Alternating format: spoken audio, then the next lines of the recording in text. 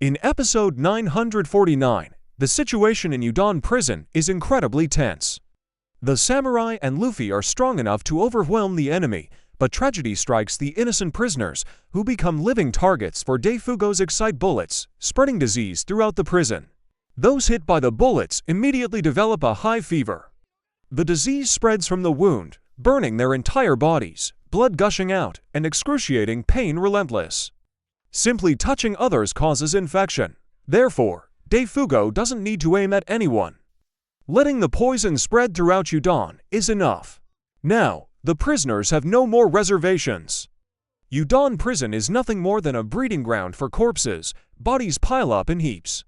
They'd rather be beaten and enslaved than have food to eat, as Queen's ordinary weapons are enough to completely extinguish their will to survive.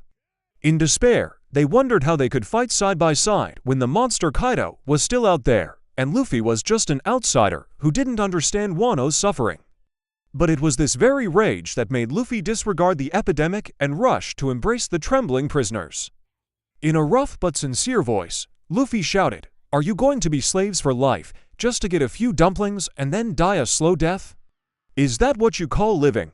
If you don't keep your promise to Otama, this country will forever be hell?" Luffy declared they were here to defeat Kaido and force the prisoners to choose, die with honor or live in shame. Just then, Babanuki tried to shoot him with his elephant trunk. Luffy, quick-witted, touched him, infecting him, binding his trunk, and defeating the warden.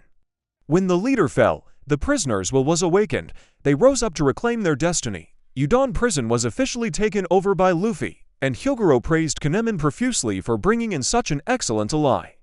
If you enjoyed this video, please support me by subscribing to the channel and liking it. In episode 950, Killer still wears his familiar crooked smile, but his eyes are different. He seems to have recognized his leader when Luffy offers the key to Kid and proposes cooperation.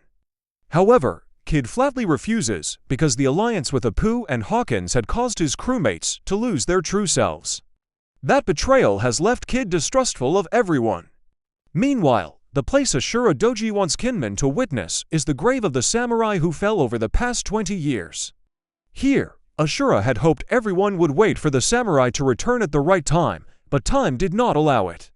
Some were too old, others were sick, and there was no guarantee Kinmen S group would survive to return. Unable to endure the oppression of Kaido's army any longer, they begged Ashura to allow them to die with their swords drawn, rather than perish in despair. Then the cry of Tsunaki rang out, signifying selflessness and a return to fearless children. Each of them charged into death in helplessness, while Ashura could only trust the prophecy of Lady Kozuki Toki. Finally, the light Ashura had long awaited appeared when Kinmen and the others returned. He had never doubted Kozuki Oden or Lady Toki. Ashura Doji drew his sword and stood before his comrades, declaring that in 8 days, on the night of the Fire Festival, in the name of Kozuki, they would attack Onigashima to take the heads of Kaido and Shogun Orochi. The sound of Tsunaki echoed as swords were raised in unison. The samurai had been waiting for Ashura to stand up for a long time. Meanwhile, in Udon prison, many prisoners still protested, unable to forget the pirates' crimes against Wano. Luffy, weakened by the poison, deliberately scolded Momonosuke, calling him a coward who only knew how to hide behind others. Luffy's goal was to rekindle what the prisoners lacked: hope and faith in the future. They would fight not for the past, but for the one who would lead them. When the name Kozuki Momonosuke was uttered, looking exactly the same as 20 years ago, everyone knelt and wept, realizing that miracles were real. Momonosuke declares that they all share the same wish to reclaim Wano. He thanks everyone for their patience and affirms his position as the heir to the Kozuki clan, urging them to rise up and avenge his father and reclaim their country. His appearance reassures the troops, while Kawamatsu bids farewell to Reizo, as there are still places to visit before the battle begins. In episode 951, Zoro and Hiyori are pursued by Orochi's Oniwabanshu ninja squad, who are numerous and employ unpredictable fighting styles. Zoro struggles, but after a while, he clears the pursuers and returns to their home in the snow village with Hiyori. Elsewhere, Law is captured by Orochi's subordinates as a bounty is placed on the rebels. Yasui sacrifices his life to clear the names of the captured samurai, but they are not released. Meanwhile, Chopper completes the antidote to help the prisoners recover, and Luffy only needs to eat more meat to fully recover. At Okobori Town, Bepo's group returns after escaping captivity. He gives Nami the altered Yasui note to swap locations, but doesn't tell his allies, following the captain's orders.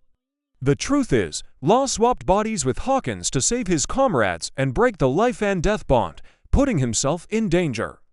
Currently, Law is being tortured in prison by Hawkins and X-Drake to extract information about the rebel forces. And that wraps up our recap for today. If you enjoyed this video, don't forget to drop a like, leave a comment with your thoughts, and share it to support the channel. Make sure to subscribe and ring the notification bell so you won't miss the next episodes of the Wano arc recap. Thank you for watching. See you in the next video.